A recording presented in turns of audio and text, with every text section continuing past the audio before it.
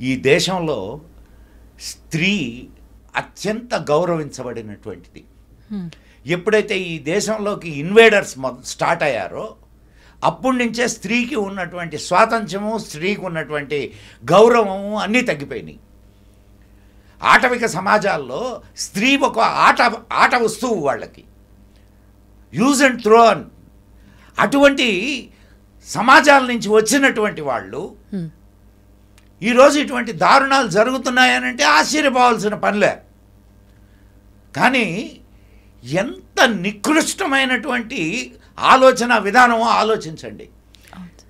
10 మంది కలిసి ఒక అమ్మాయిని దారుణంగా చేస్తే అంటే ఆ పదం వాడడానికి కూడా నాకు నోరు రావడం లేదు. చేస్తే వాళ్ళని సపోర్ట్ చేసేటటువంటి నాయకుల్ని ఏం మాట్లాడాలా, వాళ్ళు ఎంత దుర్మార్గులై ఉండాలా, ఎంత రాక్షసులై ఉండాలా.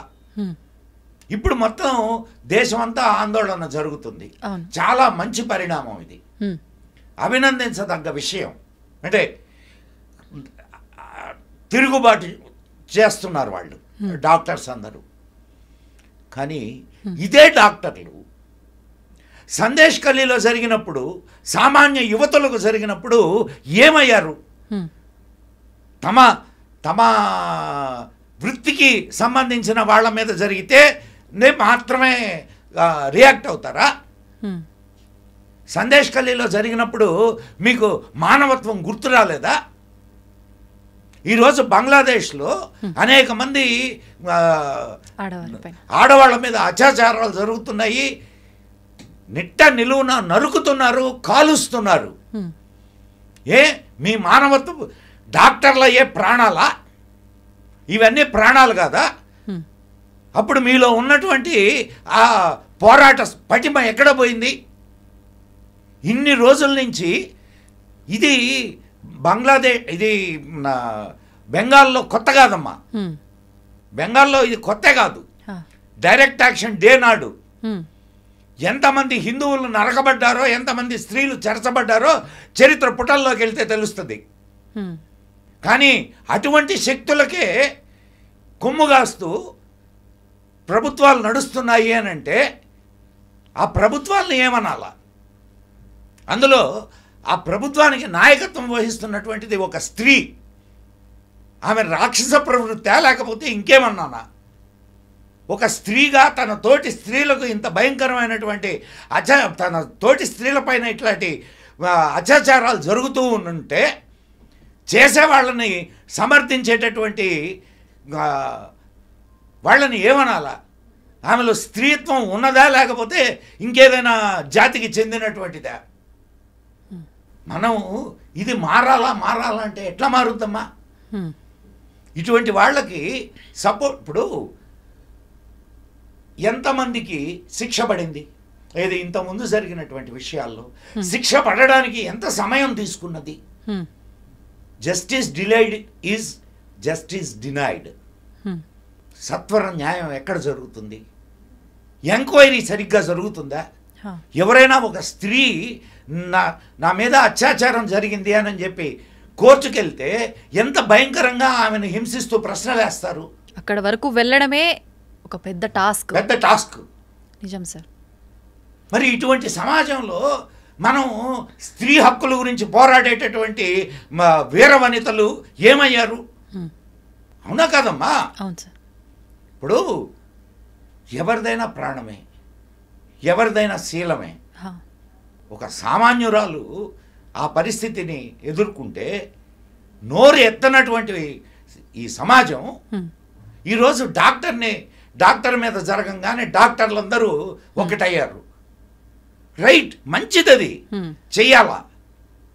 కానీ అదే సమయంలో సామాన్యమైనటువంటి స్త్రీ మీద జరిగినప్పుడు కూడా అంతే రియాక్షన్ వస్తే అప్పుడు వీళ్ళలో ఉన్నటువంటి మానవత్వాన్ని మనం ఎన్నేళ్ళిది?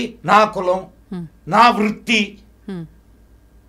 నా కులం నీ కులంలో జరిగితేనే నీ కులపోళ్ళు వస్తారా? నీ వృత్తిలో వాళ్ళకి జరిగితేనే నీ వృత్తికి సంబంధించిన వాళ్ళు వస్తారా? తక్కిన వాళ్ళు ఏమయ్యారు? ఈరోజు ఈరోజు ఇదే తీసుకుందామమ్మా, డాక్టర్లే చేస్తున్నారు, తక్కిన వాళ్ళు ఎందుకు రావట్లే, మనకెందుకులే, అంతే. మా పైన ఎక్కడ పడుతుందో అన్న ఒక భయం కూడా ఉంటుంది. అమ్మాయి పోరాడితే పోయేదే ఉంది, శ్రీశ్రీ చెప్తాడు, పోరాడితే పోయేదే ఉంది బానిస సంఖ్యలు తప్ప అంటాడు. సో ఈరోజు కొన్ని కొన్ని కొన్ని సమాజాలు ఉన్నాయమ్మా, కొన్ని సమాజాలు ఉన్నాయి, అవి ఇదే పనిలో ఉండే ఉన్నాయి. ఏది ఇట్టాటి పనులు చేసేటటువంటి సమాజాలే కొన్ని ఉన్నాయి. ఆ సమాజాలని వెనుకేసుకొస్తున్నటువంటి సమాజాలు ఉన్నాయి. మరి నువ్వు రక్షణ అని మాట్లాడేవే, ఎక్కడ దొరుకుద్ది రక్షణ? ఇది మారాలి అంటే కఠినమైనటువంటి చట్టాలు రావాలి, కఠినమైనటువంటి వ్యవస్థలు ఏర్పడాలి, సత్వర న్యాయం జరగాలి.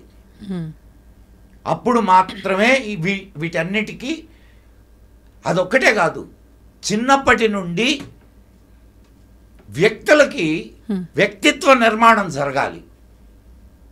ఎవడి పాటికి వాడు ఒక స్కూల్ పెట్టుకొని దాంట్లో వాడి మత విద్యను నేర్పిస్తాడు. మత విద్యలో అతి భయంకరమైనటువంటి విషయాలను నేర్పిస్తారు. వాడు బయటకు వచ్చి టెర్రరిస్టులుగా తయారవుతున్నారు.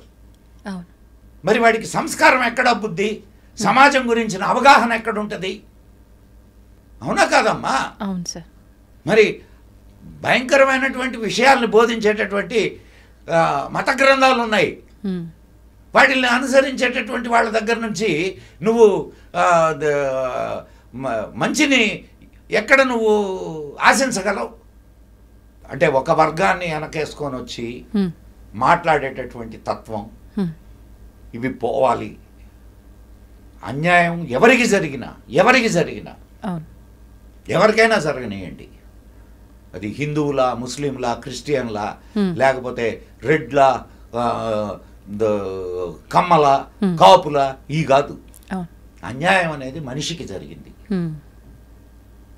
ఆ మానవుడు అనే దాన్ని పారామీటర్గా తీసుకొని స్పందించగలిగితే అది నిజమైన సమాజం. తోటి మనిషికి అన్యాయం జరిగిందంటే నాకు జరిగింది అన్నట్టుగా భావించి రియాక్ట్ అవ్వాలి, అది గొప్పతనం.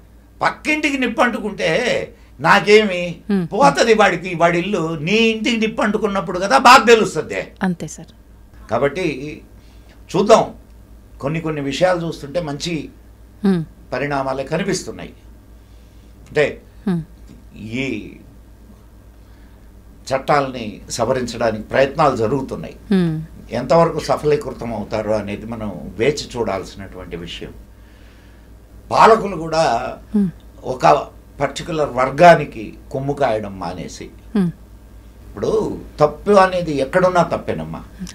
హిందువులు చేసిన తప్పే, క్రిస్టియన్లు చేసిన తప్పే, ముస్లింలు చేసిన తప్పే.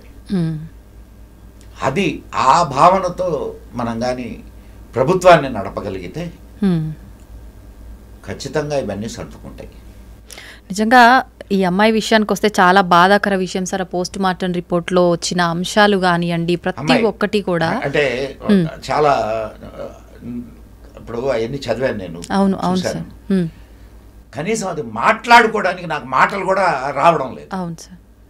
నాకు ఒక రకంగా ఒక ఆవేశం వస్తున్నది తప్ప ఆవేదన రావడం లేదు నాకు. ఆ ఆవేశంగానే అందరికీ రాగలిగితే చాలు.